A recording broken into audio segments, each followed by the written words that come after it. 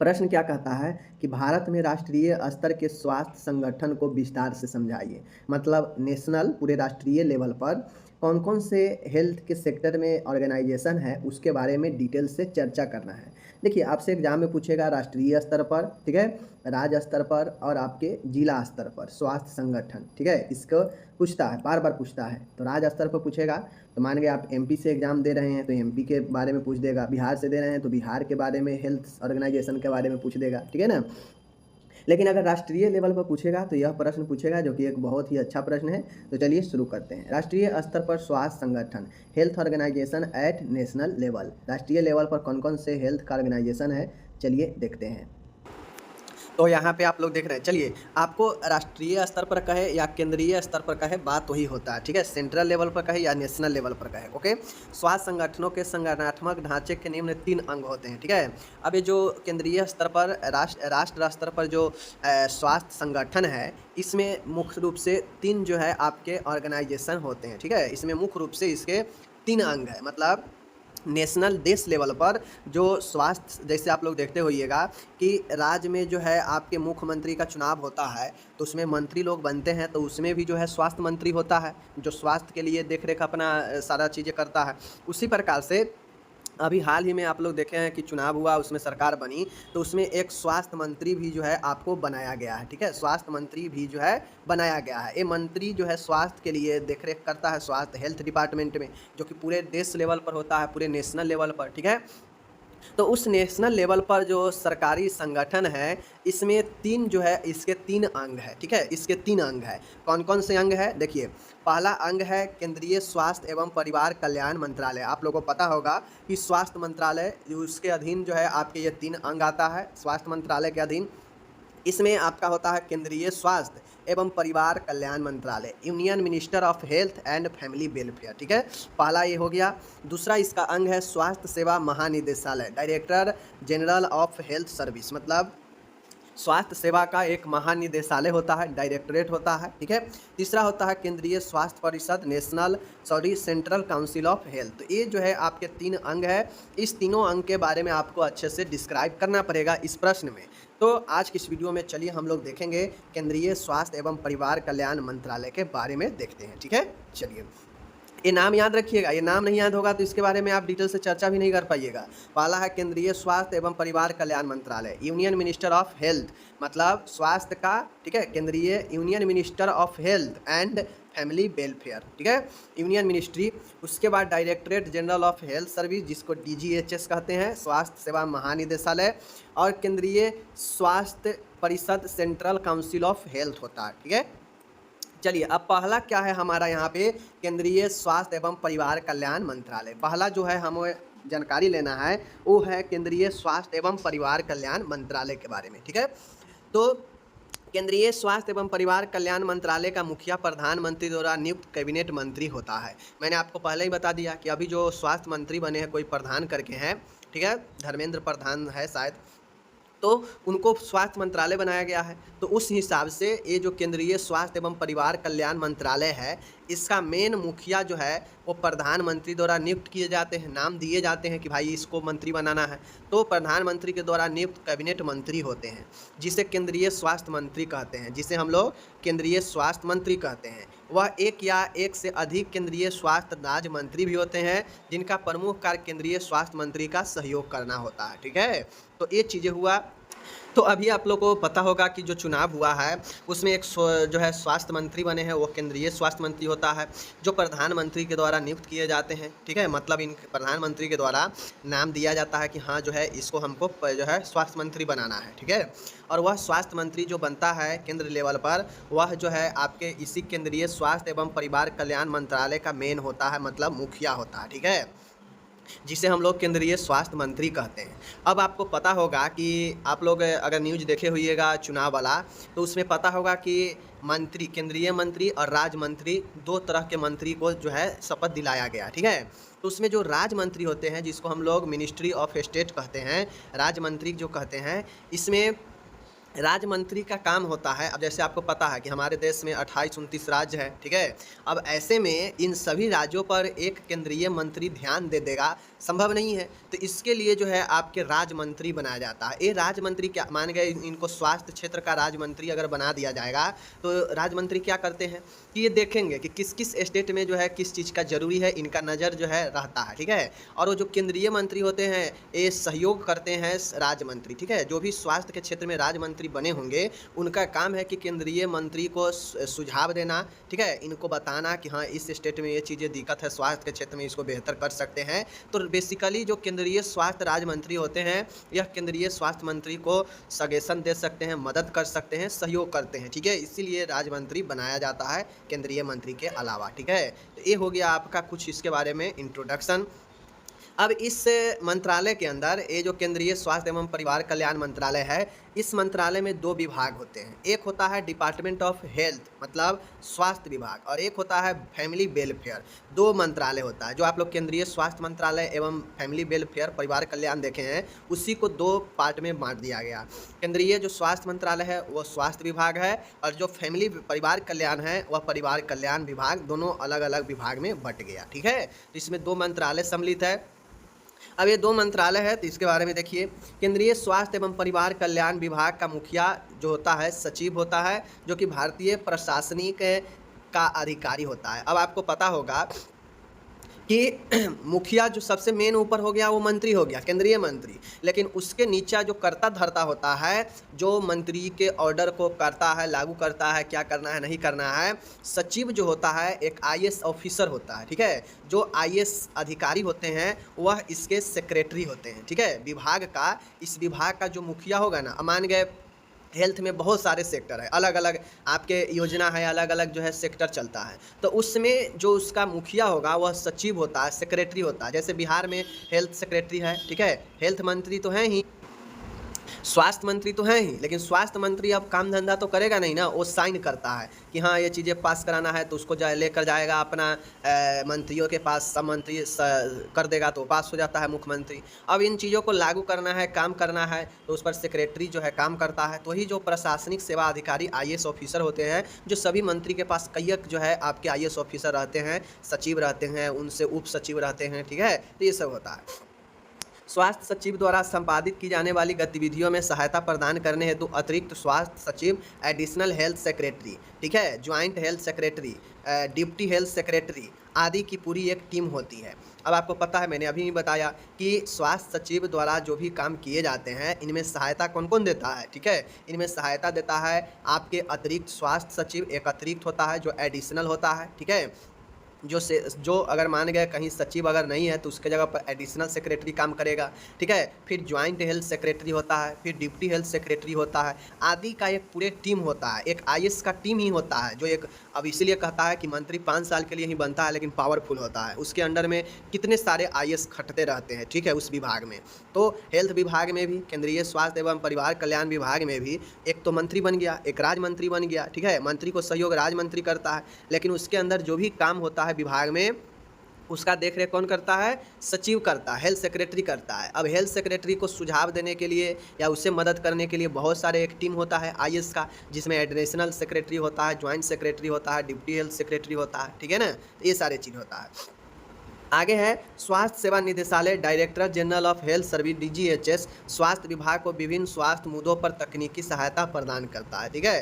तो ये डीजीएचएस के बारे में हम आगे आपको पढ़ाएंगे, अभी डीजीएचएस के बारे में नहीं पढ़ना है। स्वास्थ्य विभाग को सीधा जान लीजिए कि जो स्वास्थ्य महानिदेशालय होता है वह विभिन्न स्वास्थ्य के मुद्दों पर टेक्निकल जो है सहायता करता है, डीजीएचएस, ठीक है? अब जो आप 2 पॉइंट आप लोग देखे हैं परिवार केंद्रीय स्वास्थ्य एवं परिवार कल्याण विभाग में, जो 2 आप लोग अलग अलग उसमें विभाग देखे हैं, एक स्वास्थ्य विभाग देखे हैं, एक परिवार कल्याण विभाग देखे हैं, तो देख लीजिए। फंक्शन ऑफ हेल्थ मतलब स्वास्थ्य विभाग के क्या क्या काम होते हैं। स्वास्थ्य विभाग द्वारा संपादित की जाने वाली कार्यों को संघ सूची, यूनियन लिस्ट तथा समवर्ती सूची में वर्णित किया गया, जिसमें कुछ प्रमुख निम्नलिखित है।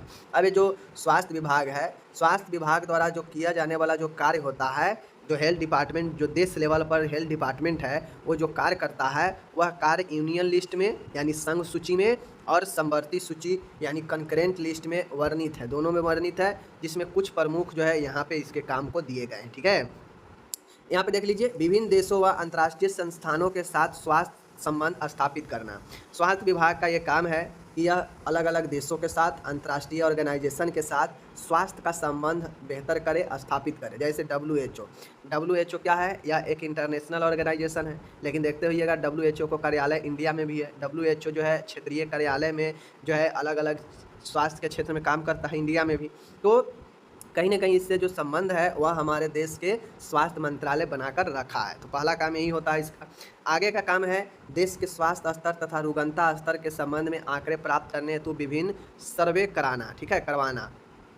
अब देश में हेल्थ का लेवल क्या है, ठीक है, यहाँ पे बीमारियों का स्तर क्या है, रुग्णता के संबंध में आंकड़े प्राप्त करने हेतु विभिन्न सर्वे कराना। स्वास्थ्य विभाग का काम है कि वह अपने हेल्थ की स्थिति जानने के लिए देश का वह जो है स्वास्थ्य के क्षेत्र में वह चाहे तो सर्वे करवा सकता है। ठीक है, तो ये भी इसका काम है। तीसरा है स्वास्थ्य सेवाओं के बेहतरीन तरीके से क्रियान्वयन करने के लिए तथा इन्हें अधिक कारगर बनाने के लिए विभिन्न अनुसंधानों को बढ़ावा देना। अब चूंकि पूरे देश लेवल की बात हो रहा है, तो स्वास्थ्य के क्षेत्र में अगर बेहतरीन तरीके अपनाकर अगर कुछ बेहतर कर सकता है, तो उसके लिए जो है स्वास्थ्य क्षेत्र में बेहतरीन काम करने के लिए और अधिक कारगर बनाने के लिए चाहे तो स्वास्थ्य विभाग जो है रिसर्च को बढ़ावा दे सकता है, सभी उसके ही हाथ में है। चौथा है विभिन्न केंद्रीय स्वास्थ्य संस्थानों, मेडिकल एवं नर्सिंग कॉलेजों, GNM एवं ANM प्रशिक्षण केंद्रों, पैरामेडिकल सेवाओं आदि को सुचारू रूप से संचालन को सुनिश्चित करना। ठीक है, अब कितना भी आप लोग को पता होगा INC के जाइएगा, INC के वेबसाइट पर जाइएगा, जो आप लोग को सारे नर्सिंग कोर्स को कंडक्ट करवाती है INC, जाइएगा, उसके वेबसाइट के नीचे लिखा हुआ है कि स्वास्थ्य केंद्रीय स्वास्थ्य एवं परिवार कल्याण विभाग का एक अंग है। ठीक है, यानी वो INC भी स्वास्थ्य विभाग के अंतर्गत ही एक संस्था है। ठीक है, तो इसीलिए कहता है यह विभिन्न केंद्रीय स्वास्थ्य संस्थान जैसे एम्स वगैरह हो गया, मेडिकल कॉलेज हो गया, नर्सिंग कॉलेज हो गया, GNM ANM प्रशिक्षण केंद्र हो गया, पैरामेडिकल सेवा हो गया, इन सब को कैसे चलाना है सुचारू रूप से, ये तय कौन करता है? स्वास्थ्य विभाग ही तय करता है। ठीक है, उसके बाद आपका आता है पाँचवा है देश में औषधि की उचित गुणवत्ता को बनाए रखने के लिए मापदंडों का निर्धारण करना। इस उद्देश्य की प्राप्ति हेतु स्वास्थ्य सेवा महानिदेशालय के अंतर्गत औषधि नियंत्रण संगठन ड्रग कंट्रोलर ऑर्गेनाइजेशन की स्थापना की गई है। अब स्वास्थ्य के क्षेत्र में ही, स्वास्थ्य विभाग में ही एक चीज़ें तय किया जाता है कि और मान गए हमारे देश में अगर कोई चीज़ें कोई कंपनी पर कंट्रोल ना रखा जाए तो कंपनी अपना मनमानी करेगा। वह जो कीमती चीज़ लगकर जो बनता है उसको नहीं लगाकर वो सीधा आपको दे देगा, पानी मिला के ही दे देगा, पीते रहिए, ठीक नहीं होगा, उसको पैसा अपना बनता रहेगा। लेकिन इसके गुणवत्ता को तय कौन करता है? ये स्वास्थ्य विभाग ही करता है। ठीक है, स्वास्थ्य विभाग के लिए जो है इस तय करने के लिए DGHS, ठीक है, और औषधि नियंत्रण संगठन को बनाया गया है, स्थापना किया गया है इस स्वास्थ्य विभाग के अंतर्गत ही, जो देख रेख करता है कि ड्रग का क्वालिटी कैसा है। अगर जो गड़बड़ क्वालिटी बनाती है कंपनी उसको ब्लैक लिस्टेड कर देगा। ठीक है, विभिन्न राज्य सरकारों के साथ मिलकर देश में विभिन्न स्वास्थ्य सेवाओं के नियोजन एवं क्रियान्वयन को कार्य करना। अब स्वास्थ्य विभाग का ये भी काम है कि यह अलग अलग राज्यों के साथ मिलकर देश का जो केंद्रीय स्वास्थ्य राज्य मंत्री है या केंद्रीय स्वास्थ्य मंत्री है, वो अन्य राज्यों के मंत्री के साथ मिलकर वो चाहे तो स्वास्थ्य के क्षेत्र में क्या चेंजेज करना है, क्या प्लानिंग करना है, कैसे जो है काम करना है, वो चीज़ें कर सकता है। ठीक है, केंद्रीय सरकारी कर्मचारियों के लिए पूर्ण स्वास्थ्य देखभाल सुनिश्चित करना। स्वास्थ्य विभाग का ही ये काम है कि जो सेंट्रल लेवल के कर्मचारी है उसके स्वास्थ्य के देखभाल को सुनिश्चित करना। इसीलिए देखते होइएगा कि एयरफोर्स, नेवी वगैरह हो गया, रेलवे वगैरह हो गया, उसके लिए अपना अलग अलग अस्पताल होता है। ठीक है,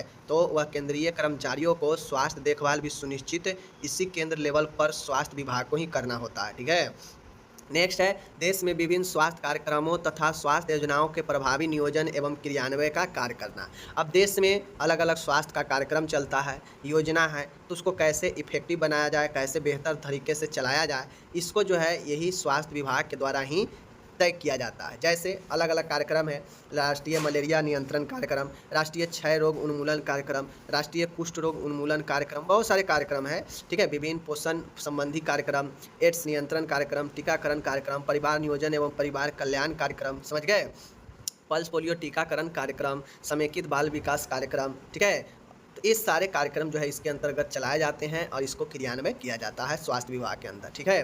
बेहतर स्वास्थ्य सेवाओं के लिए राज्य एवं अन्य केंद्रीय मंत्रालयों के साथ सामंजस्य स्थापित करना। अब एक बेहतर स्वास्थ्य सेवा देना है हर एक क्षेत्र में, तो ये जो स्वास्थ्य विभाग होता है वह अन्य केंद्रीय मंत्रालयों के साथ एडजस्टमेंट बनाता है, स्थापित करता है, ताकि सभी क्षेत्रों में बेहतर स्वास्थ्य स्थापित किया जा सके, ठीक है।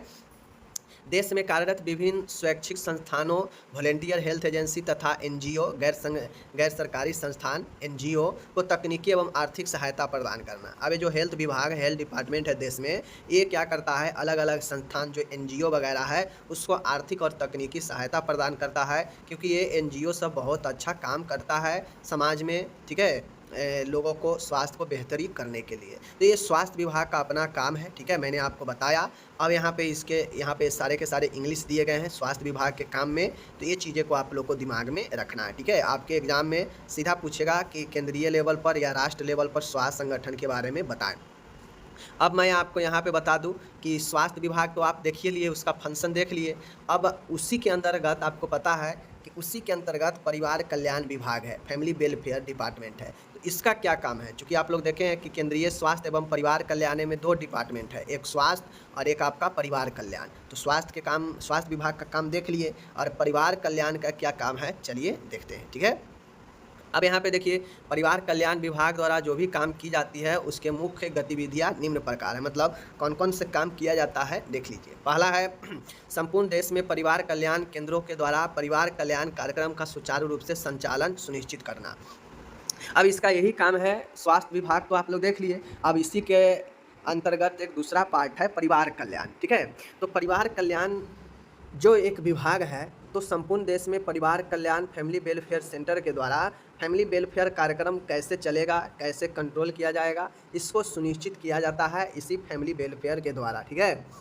दूसरा है इस कार्यक्रम में रुचि रखने वाले, ठीक है ना, इस कार्यक्रम में रुचि रखने वाली तथा कार्यक्रम को सफल बनाने के लिए प्रभावी स्वास्थ्य सेवाएं प्रदान करने के लिए तैयार स्वैच्छिक स्वास्थ्य एजेंसी वॉलंटियर को आर्थिक एवं तकनीकी सहायता प्रदान करना। अब आप लोगों को पता होगा कि हर एक शिक्षा के क्षेत्र में हो गया, ठीक है, रक्षा के क्षेत्र में हो गया, ठीक है, उसके बाद जो है स्वास्थ्य के क्षेत्र में हो गया, बहुत सारे वॉलंटियर ऑर्गेनाइजेशन है, एनजीओ है, जो काम करता है अपने अपने क्षेत्रों में, और उसको जो है सरकार आर्थिक तकनीकी सहायता मदद करती है। तो ठीक उसी प्रकार से विभिन्न कार्यक्रमों में रुचि रखने वाली और कार्यक्रमों को प्रोग्राम को सफल बनाने वाले जो भी वॉलंटियर हेल्थ ऑर्गेनाइजेशन है, एनजीओ है, उसको तकनीकी और आर्थिक सहायता प्रदान करना है, ठीक है, ताकि वो और ज़्यादा अच्छे से काम कर सके हेल्थ में, ठीक है ना। क्योंकि इतना बड़ा क्षेत्र है और सिर्फ सरकारी संस्थान ही काम करे तो पॉसिबल नहीं है, तो उसके लिए एनजीओ को बढ़ावा दिया जाता है, ताकि एनजीओ गांव-गांव जाकर, शहर जाकर अपना काम कर सके, और सरकार इसको मदद करती है, ठीक है। जन समुदाय में कार्यक्रम के प्रति जागरूकता प्रदान करना, ताकि वे इसके अंतर्गत प्रदान की जाने वाली स्वास्थ्य सेवाओं का लाभ उठा सके, ठीक है ना। अब इसका काम है, फैमिली वेलफेयर का काम है कि यह लोगों में जागरूकता पैदा करता है, ताकि जो भी स्वास्थ्य के कार्यक्रम चलाए जा रहे हैं उसको ज़्यादा से ज़्यादा लाभ उठा सके, ठीक है ना। गर्भ निरोधन के विभिन्न अस्थायी एवं अस्थायी साधनों की उपलब्धता सुनिश्चित करना। अब इसका काम है, फैमिली परिवार कल्याण मंत्रालय का काम है कि यह गर्भ निरोध के लिए जो अस्थायी एवं जो अस्थायी साधन है उसको सुनिश्चित करना। इसी के अंतर्गत आप लोग देखते होइएगा कि फ्री में कंडोम वगैरह दिया जाता है, ठीक है ना। इसके लिए निरोध, मुंह से ली जाने वाली गर्भ निरोधक गोलियां का निःशुल्क वितरण करना, निःशुल्क कॉपर टी लगाना, ट्यूबेक्टोमी और वैस्कोटोमी शिविरों को आयोजन करना आदि शामिल है। तो गर्भ निरोधन के लिए बहुत सारे चलाए जा रहे हैं, कंडोम वितरण किया जाता है, ठीक है, ओरल गोलियां दी जाती है निःशुल्क में, कॉपर टी लगाया जाता है, ट्यूबेक्टोमी वैस्कोटोमी शिविर का आयोजन करके जो है गर्भ से बचने के लिए फैमिली वेलफेयर के द्वारा काम किया जाता है, ठीक है ना। आगे है जन समुदाय को अपने परिवार का आकार छोटा रखने तथा 2 बच्चों के बीच में कम से कम 3 साल का अंतर रखने के लिए प्रेरित करना। फैमिली वेलफेयर का काम ही है कि यह जो है जनसंख्या नियंत्रण, परिवार के देखरेख, ठीक है, परिवार में कैसे बेहतरी स्वास्थ्य सुनिश्चित किया जाए, इसके लिए काम करता है। इसीलिए परिवार कल्याण इसका नाम भी है, क्योंकि यह ज़्यादातर परिवार के कल्याण चाहता है हर एक तरीक़ा से। तो उसी प्रकार से अगर छोटा परिवार होगा तो परिवार का कल्याण होगा। तो परिवार का छोटा आकार रखने के लिए 2 बच्चों के बीच कम से कम 3 साल का गैप हो, इसको प्रेरित करता है कौन? फैमिली वेलफेयर, ठीक है ना। आखिरी है, स्वास्थ्य संबंधी वांछित लक्ष्यों को प्राप्ति हेतु अन्य संबंधित विभागों से सामंजस्य स्थापित करना। फैमिली वेल जिस प्रकार से स्वास्थ्य विभाग का काम था कि वह भी अन्य मंत्रालयों से, अन्य क्षेत्रों से संबंध रखता है, उसी प्रकार से फैमिली वेलफेयर एक विभाग है, इसका भी काम है कि यह अन्य विभागों से सामंजस्य स्थापित रखता है। ठीक है, ऐसा नहीं है कि सिर्फ स्वास्थ्य के विभाग से ही जो है वह सामंजस्य रखेगा, चूँकि जहाँ भी लोग काम करेंगे अन्य विभागों में, तो वहाँ भी जो है आपके स्वास्थ्य की ज़रूरत है, हर जगह स्वास्थ्य के लिए, बेहतरी के लिए ज़रूरी है। तो स्वास्थ्य संबंधी वांछित लक्ष्यों को प्राप्ति हेतु अन्य विभागों से सामंजस्य स्थापित करना, ये भी परिवार कल्याण विभाग का एक काम है, फंक्शन है। ठीक है, तो इन सारे चीज़ों को मैंने आपको बता दिया, 1-2 बार पढ़िएगा चीज़ों को तो आपको अच्छे से याद हो जाएगा। ये देखते हैं DGHS के बारे में। इसे संक्षिप्त में हम लोग DGHS भी कहते हैं, directorate general of health service, स्वास्थ्य सेवा महानिदेशालय। ठीक है, इसे DGHS भी संक्षिप्त में कहते हैं। यह निदेशालय केंद्रीय स्वास्थ्य एवं परिवार मंत्रालय के लिए स्वास्थ्य संबंधी विभिन्न मुद्दों को हल करने के लिए मुख्य सलाहकार की भूमिका निभाता है। देखिए, यह DGHS एक प्रकार का जो संस्था है, यह सलाहकार का काम करता है केंद्रीय स्वास्थ्य एवं परिवार कल्याण मंत्रालय के लिए। ठीक है, यह उस मंत्रालय के लिए जो है एक सलाहकार की भूमिका में अपना यह एक अंग है। ठीक है, इसका मुखिया महानिदेशक स्वास्थ्य सेवाएं होता है, जो एक IAS ऑफिसर वगैरह जो रिटायर्ड या जो भी हो उनको बनाया जाता है। जो एक ऑफिसर होते हैं वह इसके महानिदेशक होते हैं, यही इनके मुखिया होते हैं, जो स्वास्थ्य सेवाएं डायरेक्टरेट जनरल हेल्थ सर्विस के नाम से जाना जाता है। ठीक है, नेक्स्ट है इसमें कि स्वास्थ्य संबंधी योजना निर्माण में उसकी सहायता करने के लिए एक अतिरिक्त महानिदेशक, उप महानिदेशक की एक टीम तथा कई प्रशासनिक अधिकारी होते हैं। ये DGHS के अंदर, इसके अंदर महानिदेशक में एक डायरेक्टर होता है। ठीक है, एक डायरेक्टर होता है। उसके बाद जो है ये महानिदेशक स्वास्थ्य सेवा, इसका मुखिया महानिदेशक स्वास्थ्य सेवाएं होता है। ठीक है, जो मेन होता है। उसके बाद इसमें इसके अतिरिक्त एक और महानिदेशक होता है, एक उप महानिदेशक होता है, इसका एक टीम होता है और कई सारे प्रशासनिक अधिकारी होते हैं इससे नीचे लेवल में। तो ये महानिदेशक नॉर्मली कहा जाए तो एक प्रशासनिक संस्थान है, जो संस्था स्वास्थ्य के क्षेत्र में है, जो परिवार कल्याण एवं स्वास्थ्य मंत्रालय को क्या करता है, अपनी सलाह मशवरा देता है। ठीक है, योजना वगैरह बनाने में काम करता है और देखभाल करता है। ठीक है, अब इसके कार्य क्या है, ये जो function of directorate general of health service, इसके क्या काम है, तो इसके काम है स्वास्थ्य सेवा महानिदेशालय द्वारा की जाने वाली मुख्य कार्य निम्न है। ठीक है, इसके जो है इसके द्वारा कार्य किया जाने वाला निम्न है। ठीक है, जिस प्रकार से आप लोग जानते हैं सचिवालय होता है, जो सेक्रेटेरिएट जो होता है उसमें विभिन्न काम किए जाते हैं, उसी प्रकार से स्वास्थ्य का भी एक सचिवालय होगा, सचिवालय में स्वास्थ्य का भी जो है अपना एक जगह होता है, तो उसी प्रकार से यहाँ भी है। ठीक है, देश के स्वास्थ्य स्तर के आकलन हेतु विभिन्न सर्वेक्षण करवाना तथा प्राप्त आंकड़ों की व्याख्या करना।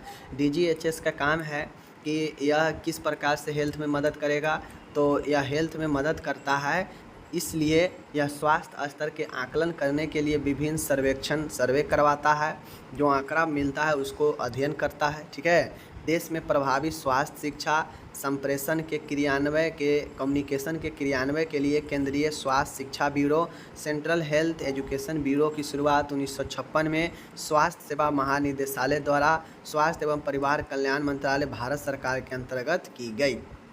देश में हेल्थ एजुकेशन और कम्युनिकेशन को बेहतर तरीके से चालू करने के लिए केंद्रीय स्वास्थ्य शिक्षा bureau central health education bureau की शुरुआत 1956 में इसी DGHS के द्वारा स्वास्थ्य एवं परिवार कल्याण मंत्रालय भारत सरकार के अंतर्गत किया गया। ठीक है, चलिए तीसरा है, इसका आगे का काम देखिए, विभिन्न बीमारियों के कारण का पता करना, नैदानिक विधियाँ मतलब डायग्नोस्टिक करने का कौन कौन से मेथड है उसको पता करना, रोकथाम के उपाय करना, उपचारात्मक पद्धति के बारे में आदि के बारे में नवीनतम जानकारियां हासिल करने के लिए अनुसंधान को बढ़ावा देना। मतलब ये रिसर्च को बढ़ावा देता है ताकि नए नए तकनीक जो है आए और नैदानिक विधियां, रोकथाम, उपचार ये सब जो है बढ़ता रहे। ठीक है, चौथा है देश में कार्यरत विभिन्न मेडिकल, नर्सिंग और पैरामेडिकल सेवाओं के स्टैंडर्ड को बेहतर बनाए रखने के लिए प्रयासरत करना है। तो देखिए, नॉर्मली तौर पर जो परिवार एवं परिवार कल्याण मंत्रालय के जो लोग काम देखे हैं ना, वह ये भी करेगा, ठीक है। लेकिन ये क्या करेगा, ये विशेष नहीं करता है, ये बेचारा ज़्यादा डिसीजन नहीं लेगा, ये सलाह के काम कर सकता है, देख रेख के काम कर सकता है, क्योंकि यह एक प्रशासनिक है, ठीक है। यह क्या है, यह एक प्रशासनिक है, और प्रशासन आदमी का काम ही होता है देख रेख करना, मेंटेन करना, सही से चलवाना, ठीक है। लेकिन जो स्वास्थ्य मंत्रालय जो देखे, उसका मुखिया जो स्वास्थ्य मंत्री होता है, तो आप जानते ही हैं कि मंत्री पढ़ा लिखा हो या नहीं हो, लेकिन वो राजा की तरह रहता है, लेकिन उसके पीछे कितना भी पढ़ा लिखा ऑफिसर सब पीछे पीछे रहता है, बात देखते होइएगा। तो वही बात है यहाँ पे, ठीक है ना, कि मंत्रालय जो अधीन होता है स्वास्थ्य मंत्रालय का, लेकिन ये जो महानिदेशालय है यह अधीन है स्वास्थ्य मंत्रालय के, जो बढ़ावा देता है, जो मदद करता है आंकड़ा जुटाने में, स्वास्थ्य को बेहतर करने में, ठीक है, अच्छा रिसर्च में, ये सब में। साथ में देश में जो कार्यरत मेडिकल, नर्सिंग, पैरामेडिकल जो सेवा है उसके स्टैंडर्ड को बेहतर बनाए रखने का भी ये प्रयास करता है, ठीक है। पाँचवा है, देश में औषधियों की गुणवत्ता बनाए रखने के लिए यह क्राइटेरिया निर्धारित करता है, उन्हें बनाए रखता है, ठीक है।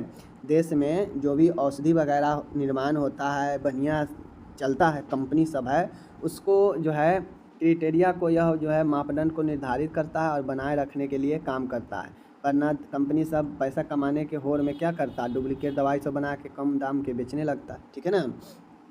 आगे है सेंट्रल मेडिकल लाइब्रेरी के रख रखाव का कार्य करना। अब यहाँ पे जो मेडिकल से संबंधित लाइब्रेरी होता है उसको भी रख रखाव करने का जिम्मेदारी इसी के अंदर में है। नेक्स्ट है, देश में बेहतर स्वास्थ्य सेवाओं की उपलब्धता सुनिश्चित करने की योजना निर्माण करना तथा अन्य संबंधित सेक्टरों के साथ सामंजस्य स्थापित करना। तो इसका DGHS का काम है कि यह देश में बेहतर से बेहतर स्वास्थ्य सेवा उपलब्ध कराए, इसके लिए योजना बनाना हो तो बनाए, निर्माण करे, और अन्य सेक्टरों के साथ जो है यह सामंजस्य बनाता है बेहतर हेल्थ के लिए, ठीक है। तो ये हो गया आपका DGHS और इसके काम। DGHS बेसिकली एक प्रशासनिक विभाग है जो हेल्थ के सेक्टर में देख रेख, रख रखाव, रिसर्च को बढ़ावा, ठीक है, स्टैंडर्ड को बनाए रखना, इन सब के चीज़ों का जिम्मेदारी इसके पास होता है। जैसे होता है ना कि पुलिसिया विभाग को दे दिया गया है कि भाई कानून कोई अपना हाथ में ना ले, उसको देख रेख करे, कोई गलत करे तो पकड़े, तो उसी, लेकिन मेन पावर किसके हाथ में होता है, मुख्यमंत्री जो नेताजी है ऊपर बैठे हुए, तो उसी प्रकार से ये चीज़ें होता है, समझ गए। मेन स्वास्थ्य मंत्रालय है, लेकिन स्वास्थ्य मंत्रालय के हेल्प करने के लिए, बेहतर तरीके से चलाने के लिए योजना वगैरह, ये सब खर्च वगैरह, आंकड़ा वगैरह जुटाना, रिसर्च को बढ़ावा देना, मेडिकल स्टैंडर्ड बनाए रखना, ठीक है, पैरामेडिकल, नर्सिंग, मेडिकल, ये सब के उच्च स्टैंडर्ड बनाए रखना, इन सब चीज़ों को देख रेख और सुझाव का काम DGHS करता है, ठीक है। तो ये चीज़ समझ गए। चलिए, अब तीसरा आता है central council of health. Central council of health कहने का मतलब है केंद्रीय स्वास्थ्य परिषद। केंद्रीय स्वास्थ्य परिषद कहने का मतलब होता है कि आप लोग को मैंने पढ़ाया था, पहला क्या था, केंद्रीय स्वास्थ्य एवं परिवार कल्याण मंत्रालय। दूसरा क्या था, जो अभी आप DGHS पढ़े हैं, स्वास्थ्य सेवा महानिदेशालय, ठीक है। और यहाँ पे जो तीसरा है वो सेंट्रल काउंसिल ऑफ हेल्थ। यही 3 अंग जो है हमारे नेशनल लेवल पर हेल्थ के सेक्टर में काम करता है। तो जो केंद्रीय स्वास्थ्य परिषद है, देख लीजिए, केंद्रीय स्वास्थ्य परिषद की स्थापना अगस्त 1952 में की गई थी। इसकी स्थापना के पीछे मुख्य उद्देश्य था केंद्र सरकार तथा राज्य सरकार के मध्य समन्वय स्थापित कर पूरे देश में स्वास्थ्य सेवाओं तथा स्वास्थ्य कार्यक्रमों का प्रभावी क्रियान्वयन सुनिश्चित करना।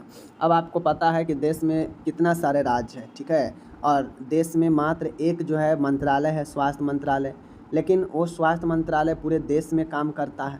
तो पूरे देश में काम करने के लिए जितने भी राज्य है, सभी राज्यों के बीच कोऑर्डिनेशन होना जरूरी है। तो उसके लिए यह केंद्रीय स्वास्थ्य परिषद की स्थापना 1952 अगस्त में की गई।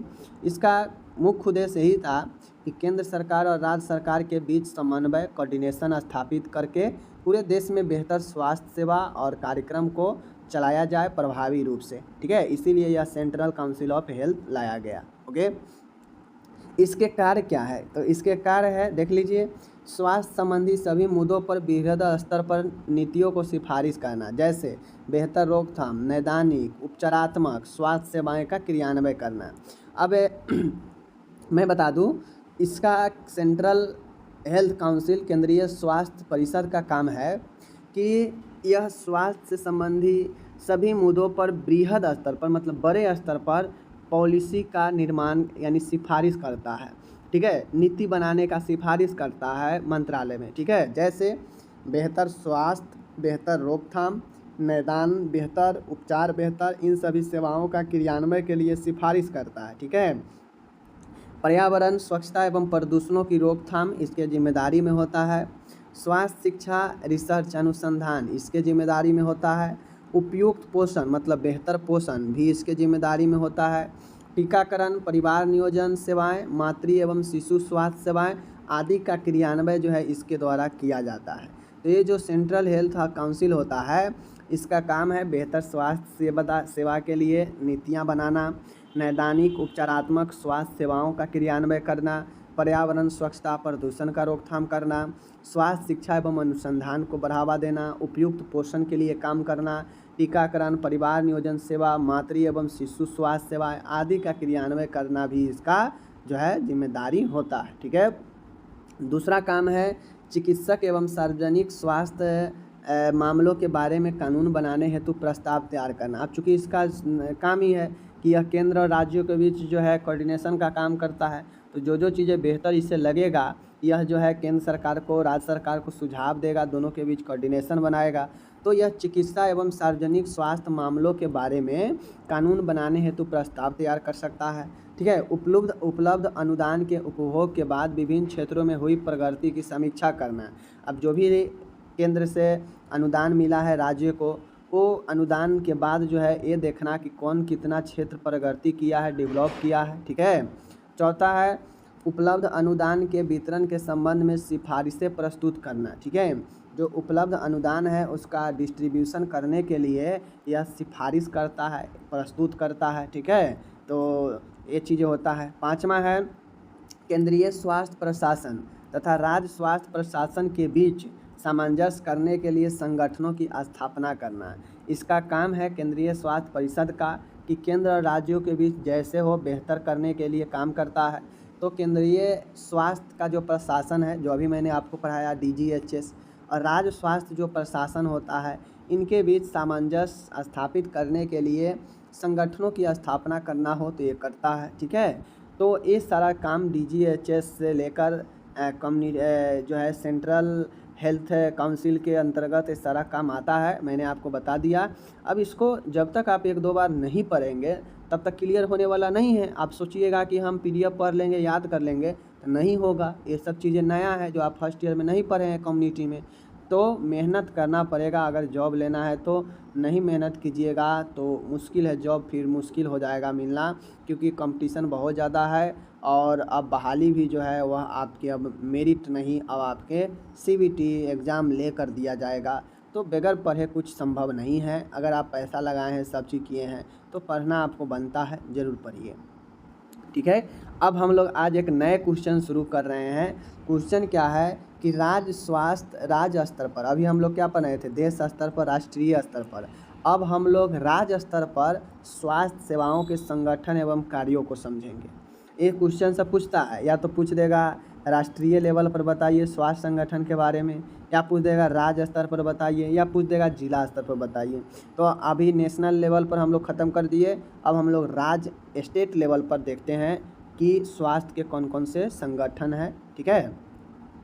राज्य स्तर पर स्वास्थ्य सेवाओं का संगठनात्मक ढांचा, organisational setup of health service at state level, ठीक है। देखिए, बेहतर स्वास्थ्य सेवाओं के क्रियान्वयन मतलब बेहतर स्वास्थ्य सेवा के क्रियान्वयन के लिए इसे सुनिश्चित करने हेतु नीति निर्धारण एवं योजना निर्माण के दौरान केंद्रीय स्वास्थ्य प्रशासन एवं राज्य स्वास्थ्य प्रशासन के बीच एक सामंजस्य होता है। वह केंद्र सरकार राज्य सरकारों की उनकी आवश्यकता अनुसार आर्थिक तथा तकनीकी सहायता भी प्रदान करती है। देखिए, राज्य स्वास्थ्य स्तर जो होता है राज्य स्तर पर, तो उसमें बेहतर स्वास्थ्य सेवा देने के लिए, सुनिश्चित करने के लिए नीति निर्धारण हो, योजना हो, निर्माण हो। देखिए, राज्य अपने स्तर पर भी नीति का निर्धारण कर सकता है अपने राज्य के लिए, ठीक है। योजना निर्माण कर सकता है, ठीक है। और इस दौरान जो केंद्रीय स्वास्थ्य प्रशासन होता है, राज्य स्वास्थ्य प्रशासन होता है, इसके बीच में सामंजस्य होता है। सामंजस्य क्यों होता है? क्योंकि मान गए अगर केंद्र से आप मिलजुल कर रहिएगा, राज्य वाला अगर केंद्र से मिलजुल कर रहेगा तो केंद्र सरकार जो है राज्य सरकारों की आवश्यकता अनुसार इसे आर्थिक और टेक्निकल सहायता करता है। अगर आप अपने राज्य से और केंद्र के बीच नहीं सही रहेगा तो नहीं मदद करेगा, फिर आपका जो है स्वास्थ्य स्तर नीचे हो जाएगा या सारा प्रेशर सिर्फ राज्य पर ही आ जाएगा। तो इसलिए ज़रूरी होता है, ठीक है। राज्य स्वास्थ्य प्रशासन के निम्न मुख्य अंग इस प्रकार है। आप लोग राष्ट्रीय केंद्र लेवल पर तो पढ़ ही लिए, अब राज्य स्वास्थ्य प्रशासन के बारे में पढ़िए। यहाँ पे मुख्यतः 3 जो है आपके होते हैं, स्वास्थ्य एवं परिवार कल्याण मंत्रालय, राज्य सरकार। ऊपर जो आप पढ़े थे जस्ट उसके ही ये सेम होता है। अगर आप लोग जो केंद्र वाला राष्ट्रीय लेवल पर पढ़ लिए हैं तो यह पढ़ना बड़ी ही आसान है, ठीक है। सेम है, वहाँ भी स्वास्थ्य एवं परिवार कल्याण मंत्रालय था, यहाँ भी ये मंत्रालय है, लेकिन यहाँ पे राज्य सरकार के अंदर होगा, स्टेट गवर्नमेंट के अंदर, ठीक है। राज्य स्वास्थ्य सचिवालय, स्टेट हेल्थ सेक्रेटेरिएट, जो ऊपर मैंने आपको पढ़ाया DGHS मैंने बताया भी था वहाँ पे, यह राज्य स्वास्थ्य सचिवालय होता है राज्य में, जबकि केंद्र में DGHS होता है, ठीक है। और जो आप लोग स्वास्थ्य सेवा परिषद जो देखे हैं, ठीक है, केंद्रीय स्वास्थ्य परिषद जो देखे हैं, उसके समतुल्य में राज्य स्वास्थ्य निदेशालय होता है, स्टेट हेल्थ डायरेक्टर होता है, ठीक है। तो ये चीज़ आप लोग को ध्यान में रखना है, ठीक है। देखिए यहाँ पे जो वहाँ पे DGHS देखे हैं ना, वो DGHS ये तीसरा, वहाँ पे जो केंद्रीय स्वास्थ्य निदेशालय देखे हैं यहाँ पे राज्य स्वास्थ्य निदेशालय है, ठीक है। वहाँ पे जो मिनिस्टर वाला देखे हैं वो यहाँ पे स्टेट लेवल पर है, और वहाँ पे जो केंद्रीय स्वास्थ्य परिषद जो देखे हैं ना वो यहाँ पे है राज्य स्वास्थ्य सचिवालय, स्टेट हेल्थ सेक्रेटेरिएट, जो कि उसके केंद्रीय स्वास्थ्य परिषद के समतुल्य में है। तो ये राज्य स्तर पर ये 3 अंग है, इसको ध्यान में रखिए। चलिए मिलेंगे अगले वीडियो में, अपना ख्याल रखिएगा, धन्यवाद।